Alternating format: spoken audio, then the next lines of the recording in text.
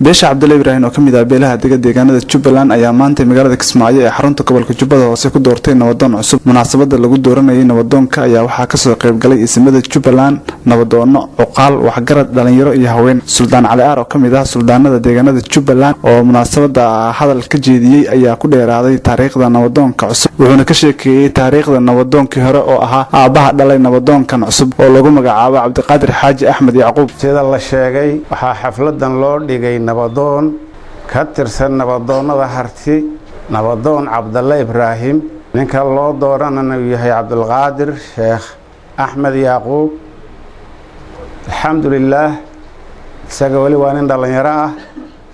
laakiin aabihiis Allah u naxariisto wuxuu ka mid ahaa dadkii ugu dambeeyay aan isleeyahay xaaladda waamo ninka sida weyn u xafidsanaa ama u hayay buu ka mid ahaa dadka yaree noo haray haddee wax noo hareen laakiin ninkaa wuxuu ahaa nin abwaan ku ah howshaasi nin culumaha ayuu ahaa nin akhyaar oo aada loo yaqaan buu ahaa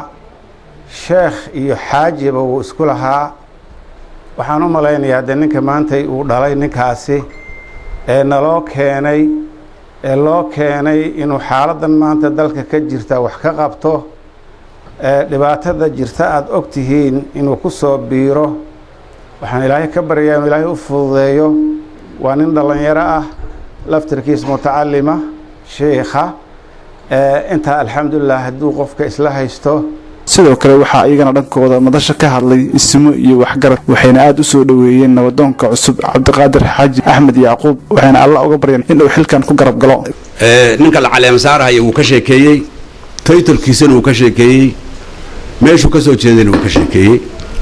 sumada uma baahna waxay la qaban marka inaan ku raacno hadaladiisii badanka baan ku raacayna anaga waa soo dhaweynaa nabadoonka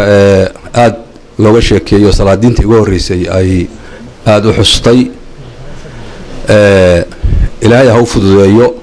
Xaaji Axmed Yacquub waa nin aan garanayno waa nin reer waama waa nin wadanka wax badan ka soo qabtay maantana ilaahay anaga cimrigayna wuxuu ku soo simay wiilkiisa Cabdiqaadir Sheekh Cabdiqaadir waa sheekh weyn ninkan Sheekh Cabdiqaadir oo nabadoon loo dooranayba ilaahay cimrigayna soo gaarsiiyay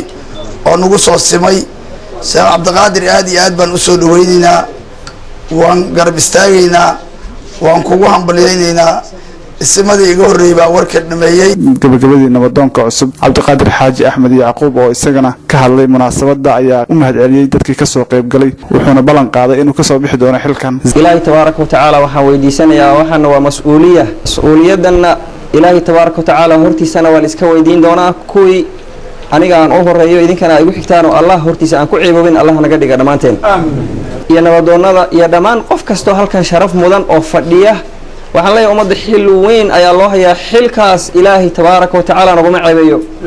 xilkaas meel markii la fariistana waxaan idinka codsanayaa in xil walba oo loo fariisto in Allah lagu xuso marka laga tagayna in Allah lagu xuso Ilaahay tabaaraka wa tacaala xirsina wadaad Allah ina galiyo. Zakariya Cabdiqaadir Karazai TV ga bulsho magaalada Kismaayo.